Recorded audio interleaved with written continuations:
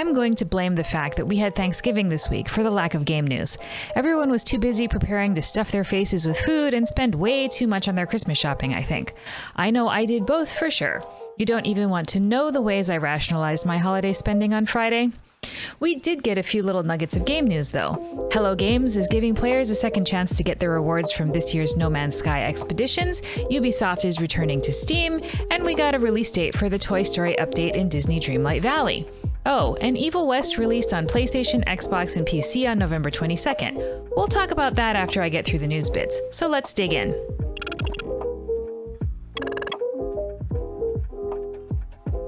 When people talk about video game comebacks after disastrous launches, there are two games that always come up: Final Fantasy XIV Online and No Man's Sky. Now, full disclosure, I am one of those rare people who absolutely loved No Man's Sky when it first released. Its lonely exploration was almost meditative, and I felt free to explore however I wanted with very few restrictions. However, most people felt that Hello Games did not meet their expectations for the game at all. But instead of abandoning their game, like BioWare abandoned Anthem, they worked on adding content. A lot of content. And this is regularly done through expeditions, limited time events that introduce various mechanics into the game, but also add interesting quests and rewards. This past week, Hello Games announced that they would be rerunning this year's expeditions, starting with Expedition 5 on November 24th. Each one will run for 2 weeks, with Expedition 8 ending on January 18th. That sounds like a fantastic way to spend any time off you may have during the holidays, if you ask me. Did I mention that all this additional content that Hello Games adds comes with the game? You don't have to pay extra for it or anything. In a time of season passes and microtransactions, this is really such a breath of fresh air. For all the deets, including specific start and end dates, click on the link to the blog post below. Back in early 2019, Ubisoft stopped selling their new titles on Steam in favor of selling them exclusively on the Epic Games Store and its own Ubisoft app.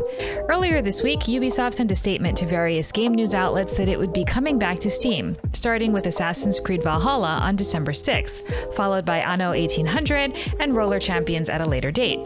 No word about upcoming games, however. Still, this is good news for those people who refuse to buy their games anywhere outside of Steam. To be honest, I sympathize. It drives me absolutely nuts that I have like a million launchers, storefronts, or whatever. I hate it. So yay. You'll still need to do the whole Ubisoft Connect thing though. Ugh. Can't we just have everything everywhere, please? Okay, thanks, bye. If you're a Disney fan, it's been an interesting and exciting week for Disney news, but I'm just going to talk about Disney Dreamlight Valley. Back in September, I think, we got a trailer revealing a Toy Story Realm edition. We finally have a release date, December 6th. I am excited for more content, since all I'm doing right now is making money selling pumpkins and buying up all the clothing and furniture from Scrooge McDuck's store. A recent update broke controller support on my PC though, which makes it impossible for me to switch tools using the controller, so I haven't played much. I hope it's fixed by the time this comes out. And yes, I already did hardware and Windows troubleshooting. Regardless, I'll be devouring this new content the minute it comes out, I'm sure. At the beginning of this video, I mentioned that Evil West released this week and that I'd talk about it after the news stuff. And while I hate adding to the echo chamber of people dunking on this game's multiplayer, I did want to share my thoughts. While Nico and I both love playing single-player games, our Twitch and YouTube channels tend to focus on co-op game experiences because we love playing games together. Since the devs were hyping up the multiplayer aspect, we were especially looking forward to Evil West. All the reviews I read basically said that the combat was fun and satisfying, while the story and characters were whatever. Nico and I both thought, perfect, Outriders Wild West Edition.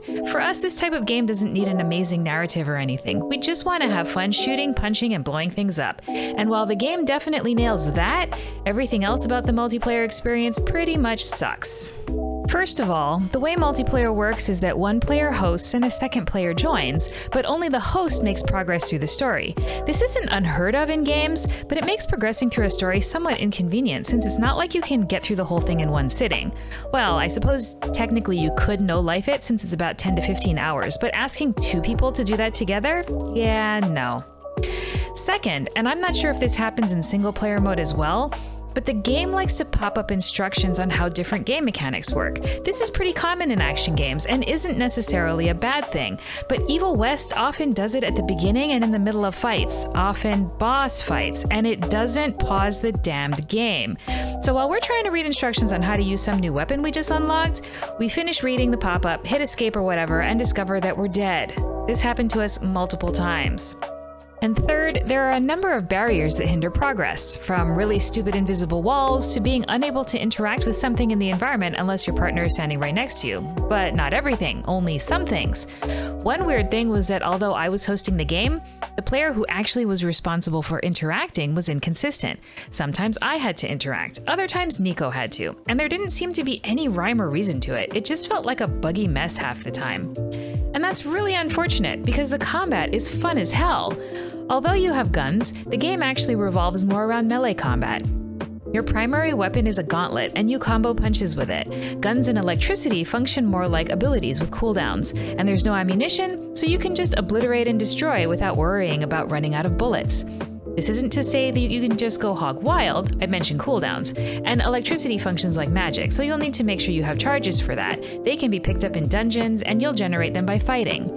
I absolutely loved the feeling of beating up all the vampires and monsters while playing this game, so I'm willing to bet that playing this game single player is probably the way to go.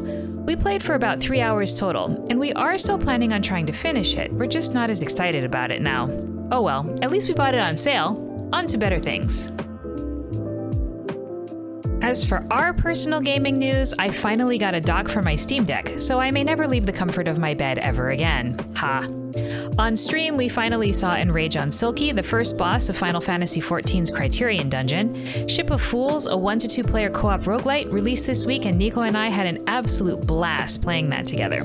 Be on the lookout for a highlight video at some point. P.S. Like Evil West, this game also is set up that only the host keeps progress. If you're interested in seeing more of our mom and son gaming adventures, you can watch us on Twitch. We stream every Wednesday through Saturday, and we love chatting with people about games. If you enjoyed this video, please like and subscribe so that you can join me again next week for more game news and adventure. Until then, play lots of games and have an awesome week.